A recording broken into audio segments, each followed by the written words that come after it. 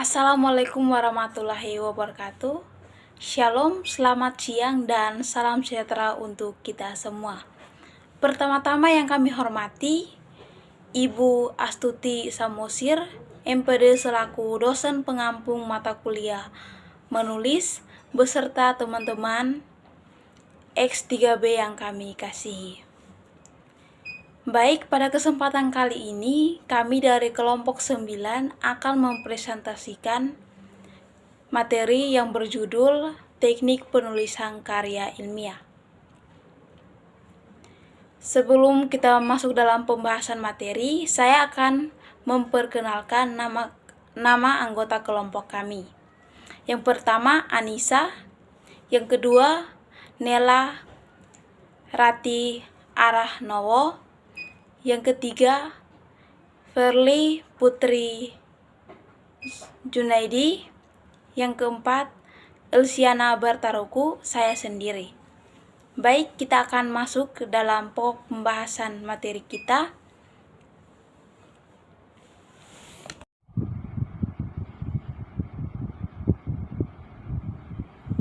Yang pertama, konsep teknik penulisan karya ilmiah.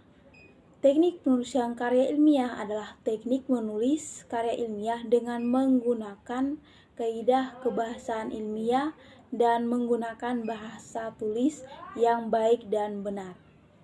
Berikutnya pengklasifikasian karya ilmiah.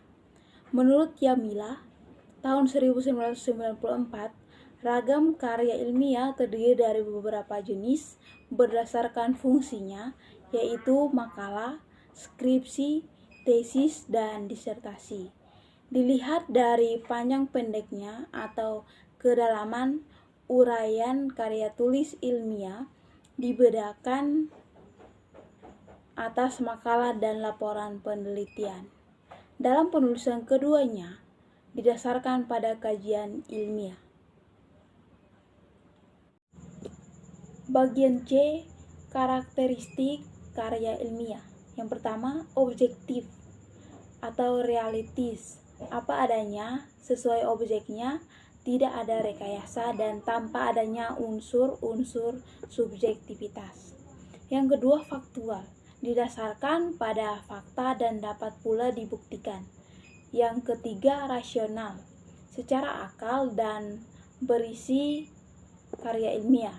Dan yang keempat, ilmiah, didasarkan pada bidang keilmuan dan prosedur ilmiah.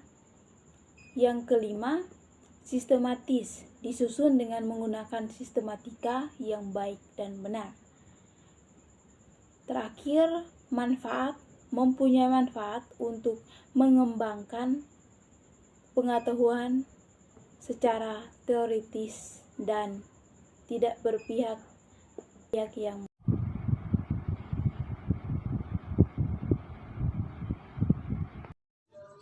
Baik, materi selanjutnya adalah pola pikir dalam penulisan karya ilmiah. Memegang peran penting, karya ilmiah selalu didasarkan pada hasil berpikir ilmiah. Dipilih menjadi dua, yaitu pola pikir bersifat deduksi atau berpikir deduktif dan pola pikir induksi berpikir secara induktif.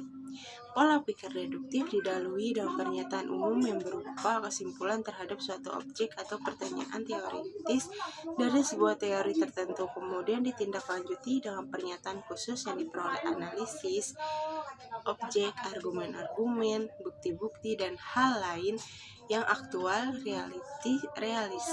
realistis, dan logis. Pola pikir induktif didahului dengan pernyataan khusus, yaitu hal yang bersifat aktual, realistis, dan objektif, kemudian ditarik sebuah pernyataan umum atau simpulan. Sumber, baik, materi selanjutnya itu adalah sumber-sumber gagasan penyusunan karya ilmiah.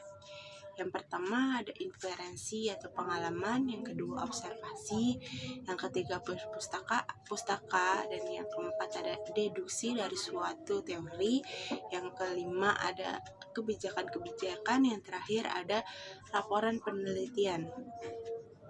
Baik, yang materi selanjutnya itu adalah tahap penyusunan karya ilmiah. Yang pertama ada A. Tahapan persiapan atau perencanaan. Perencanaan merupakan bagian yang tidak bisa dilepaskan bagi seseorang penulis karya tulis ilmiah. Karena dengan merencanakan segala aspek dari apa yang akan dibahas dan dikaji dapat tersampaikan dengan adanya perencanaan. Maka dari itu alangkah baiknya sebelum menulis karya ilmiah lebih baik dituliskan rencana yang mau ditulis itu apa. Dalam kurung pilih topik masalah, rumusan tujuan, telusuri topik, dan identifikasi pembaca dan tentukan cakupan atau ruang lingkup karya ilmiahmu sendiri. Dan yang B ada tahap pengumpulan informasi. Adapun bahan dari pengumpulan informasi dalam pembuatan karya ilmiah sebagai berikut. Yang pertama ada manfaat perpustakaan, yang kedua ada memanfaatkan internet, yang ketiga ada kelola dan pilih bahan-bahan pustaka, yang keempat ada membuat ringkasan dan melakukan parse, dan yang kelima membuat kutipan.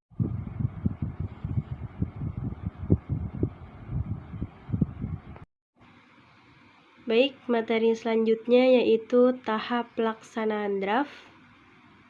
Yang kedua, tahap menulis draft. Yang ketiga yaitu ada tahapan revisi. Yang keempat yaitu tahapan penyuntingan. Yang kelima, publikasi. Yang keenam, evaluasi.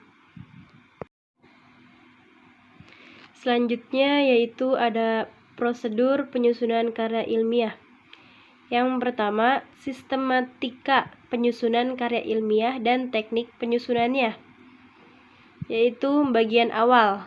Hal-hal yang termasuk awal adalah seperti halaman sampul, halaman judul, abstrak, kata pengantar, daftar isi, daftar gambar, dan lampiran, dan lain-lain.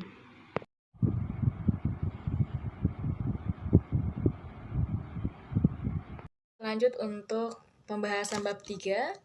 Bab 3, metode penelitian. Yang pertama ada rangkaian penelitian. Rangkaian penelitian adalah serangkaian kumpulan yang memberikan bahasa secara terperinci terkait teknik analisis dan teknik penulisan dengan mengajikan hasil penelitian. Yang kedua ada tempat dan waktu. Waktu dan tempat adalah serangkaian gambaran umum yang menjelaskan lokasi teknik pengumpulan data dalam sebuah riset. Bagian ini sendiri berada disebut sebagai penjelasan bahwa penelitian tersebut benar-benar. Kita lanjut, yang ketiga ada populasi dan sampel penelitian. Populasi adalah keseluruhan data subjek penelitian, sedangkan sampel adalah serangkaian dari populasi tersebut. Yang keempat ada metode umum. Metode penelitian atau metode ilmiah adalah sebuah prosedur atau langkah-langkah dalam mendapatkan pengetahuan ilmiah atau ilmu. Ada 7 metode penelitian yang bisa dilakukan. Yang pertama ada metode kuantitatif, yang kedua metode kualitatif, metode gabungan, metode survei, metode penelitian dasar, penelitian terapan, dan evaluatif. Kita lanjut untuk poin yang kelima, ada instrumen penelitian. Instrumen penelitian adalah alat bantu yang digunakan untuk mendapatkan data penelitian. Tanpa instrumen, kamu tidak akan bisa mengumpulkan data yang diperlukan dalam penelitian. Kita lanjut untuk poin keenam, ada teknik analisis data. Teknik analisis data yaitu teknik analisis data kuantitatif dan kualitatif. Dalam penelitian teknik analisis data kuantitatif, merupakan teknik pengolahan data di mana datanya merupakan data numerik. Kita lanjut pada bab 4, hasil penelitian dan pembahasan. Yang pertama ada deskripsi hasil penelitian. Dalam rangkaian teknik penelitian yang dibuat guna menyusun serta menampilkan ringkasan yang ada sehingga nantinya mampu memudahkan pembaca dalam memahami sekaligus mengerti substansi dan makna dari laporan penelitian yang dibuat. Untuk poin yang kedua ada uji persyaratan analisis. Uji persyaratan analisis adalah konsep dasar menetapkan statistik. Uji nama yang diperlukan apakah uji menggunakan statistik parametrik atau non-parametrik. Kita lanjut untuk poin yang ketiga, ada pengujian hipotesis. Pengujian hipotesis adalah metode pengambilan keputusan yang didasarkan dari analisis data baik dari pencobaan yang terkontrol maupun dari observasi. Kita lanjut untuk poin yang keempat, ada pembahasan hasil penelitian. Pembahasan hasil penelitian adalah hasil dari pengamatan atau penelitian yang terdapat dalam teks ilmiah. Sebagai laporan observasi tentang penilaian terhadap sesuatu, hasil pengamatan merupakan isi bagian yang penting dari teks ilmiah. Kita lanjut untuk bab 5. Bab 5 ada yang pertama ada kesimpulan, yang kedua ada implikasi, yang ketiga ada saran, dan bagian yang terakhir ada daftar pusaka, yang kedua ada lampiran, dan yang terakhir ada riwayat hidup penulis. Sekian dari saya kembalikan kepada moderator. Terima kasih.